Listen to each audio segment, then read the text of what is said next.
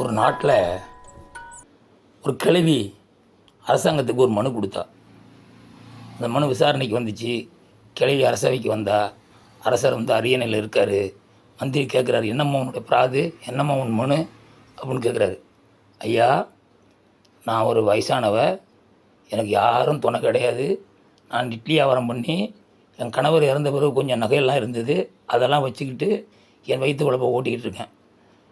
அதுதான் என்னுடைய சொத்துங்கிறதே அதுதான், வேறு எதுவும் என்கிட்ட கிடையாது. பட்னி பசியான்னு இருக்கிற நேரத்தில் அந்த நகையை விற்று எதோ என்னோடய பொழப்பை ஓட்டிக்கிட்டு இருக்கேன். இட்லி வியாபாரம் செஞ்சு வயிற்ற கழுவிக்கிட்டு இருக்கேன். ஒரு நாள் நைட் நான் தூங்கிக்கிட்டு இருக்கும்போது திருடர்கள் வந்து மொத்த பணம் நகை எல்லாத்தையும் சுருட்டி எடுத்துகிட்டு போயிட்டான், திருடிட்டு போயிட்டான். இப்போ நான் அனாதையாக நிற்கிறேன். நான் அனாதையாக நிற்கிறதுக்கு என் பொருளாக திருட்டு போகிறதுக்கு ராஜா தான் காரணம். ராஜா விழிச்சிக்கிட்டு இருப்பார் அப்படின்னு நினச்சி தானே நான் தூங்கிக்கிட்டு இருந்தேன். என் பொருள் திருட்டு போச்சு. இது மாதிரி எல்லா மக்களோட பொருளும் திருட்டு போக தானே செய்யும். ராஜா விழிச்சிக்கிட்டு இருக்காது, அவர் தப்பு தானே. அப்போ எனக்கு அவர் தானே நஷ்டஈடு கொடுக்கணும். ராஜா நஷ்டஈடு கொடுக்கட்டும், அவர் சூழ்நிலைக்கு ராஜா தான் நஷ்டஈடு கொடுக்கணும். இனிமேல் இது மாதிரி தப்பு வராமல் ராஜா பார்த்துக்கணும் அப்படின்னு சொன்னான். என்ன தைரியம் இருந்தால் ராஜா மேலே குற்றத்தை போடுவேன் நீ அப்படின்னு சொல்லி சொன்னாப்புல.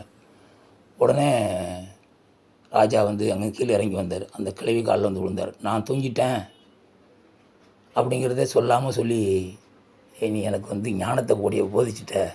இன்னிலிருந்து ஊர்காவல் படையை நான் வந்து அதிகரித்து நகர்வலம் போய் நான் மக்களை பாதுகாக்கிறதுல இன்னமும் என்னுடைய படைபலத்தை பயன்படுத்துவேன். என் கண்ணை திறந்துட்ட மக்கள் நலத்தை வந்து நான் கொஞ்சம் மதிக்காமல் நான் கொஞ்சம் விழிப்புணர்வு இல்லாமல் இருந்தது தப்பு தான் அப்படின்னு சொல்லி சொன்னார். ஆமாங்கய்யா, ஆமாம் அரசே, நீங்கள் தூங்கிட்டீங்கன்னா நாங்கள் விழிச்சிக்கிட்டு இருக்கணும், நீங்கள் விழிச்சிக்கிட்டு இருந்தீங்கன்னா நாங்கள் தூங்கிக்கிட்டு இருக்கலாம், ஒரு பிரச்சனையும் கிடையாது. ஒரு நாட்டில் அரசர் விழிச்சிக்கிட்டு இருந்தால் மக்கள் நிம்மதியாக தூங்கலாம் அப்படிங்கிறது தானே உண்மையான நீதியாக இருக்க முடியும்.